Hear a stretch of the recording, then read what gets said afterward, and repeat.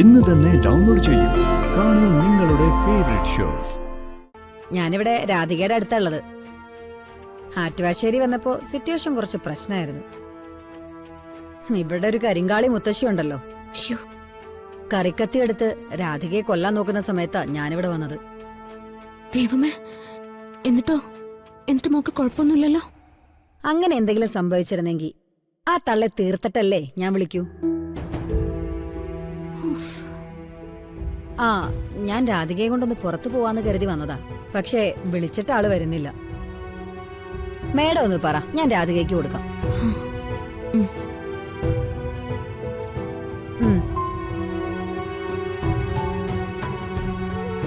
Hello. മോളെ, മോക്കൊന്നും പറ്റിയില്ലല്ലോ? ഇല്ല, മുത്തശ്ശി വന്നതൊന്നും ഞാൻ അറിഞ്ഞില്ല. ബഹളം കേട്ട് തിരിഞ്ഞു നോക്കുമ്പോഴാണ് ഞാൻ ചേച്ചിയെ കണ്ടത്. സൂക്ഷിക്കണം. നീ കുറച്ചുകൂടി ഒന്ന് ധൈര്യം കാണിക്കണം. അത് പറയാനും കൂടിയാ ആരതിവർമ്മ ഇപ്പൊ അങ്ങോട്ടേക്ക് വന്നത്. മോള് ആരതിവർമ്മയുടെ കൂടെ പോയിക്കോ. അച്ഛനോടും അമ്മയോടും ഒക്കെ ഞാൻ വിളിച്ചു പറഞ്ഞോളാം. മാഡം, ആരതിയെ സ്വന്തം ചേച്ചി പോലെ കാണാനല്ലേ ഞാൻ പറഞ്ഞത്. ചേച്ചി തന്നെയാ. മോളിപ്പം പോയിക്കോ.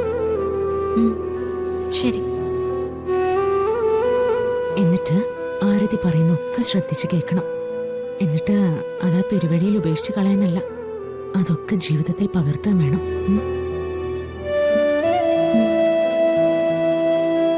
ഒന്നുമില്ലായ്മയിൽ നിന്ന് വളർന്നു വന്നവൾ ആരതി. പിടിച്ചു നിൽക്കാൻ വേണ്ടി ഒരുപാട് അവള് ബുദ്ധിമുട്ടിയിട്ടുമുണ്ട്. കണ്ടുപഠിക്കാൻ ഒരുപാടുണ്ട് അവളിൽ നിന്നും. ഞാൻ കൂടെ പോയിക്കോളാം.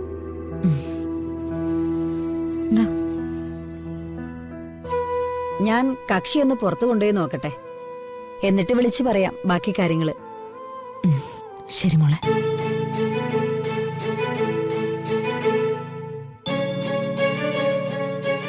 എന്നാ പെട്ടെന്നായിക്കോട്ടെ. എനിക്കങ്ങനെ പ്രത്യേകിച്ച് ഒരുങ്ങാനൊന്നുമില്ല. എന്നാലും ഒന്ന് റെഡി ആയിക്കോ. വരൂ. വാ.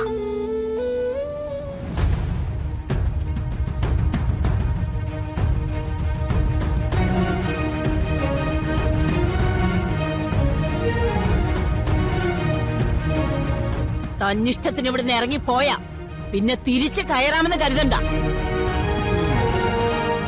സാധാരണ ഞാൻ ജീവിക്കുന്ന ചുറ്റുപാടില് നിങ്ങൾ ചെയ്ത പോലുള്ള കാര്യങ്ങള് ഒരാള് ചെയ്ത കണ്ണു മൂക്കും നോക്കാതെ അടി കൊടുക്കുന്ന സ്വഭാവം എനിക്ക്. പിന്നെ നിങ്ങളുടെ കാര്യത്തിൽ ഞാനത് ചെയ്യാതിരുന്നത് എന്തുകൊണ്ടാണെന്നറിയോ? നിങ്ങൾക്കുള്ള ശിക്ഷ നിങ്ങളുടെ പ്രിയപ്പെട്ട പേരക്കുട്ടിയുടെ മരണം തന്നെയാണ്. അതിന്റെ കുറ്റവാളികളെ ഞാൻ നിങ്ങളുടെ മുന്നിൽ നിരത്തി നിർത്തുമ്പോ നിങ്ങൾ കരയും, വാ വിട്ട് കരയും. മനസ്സിലായോ?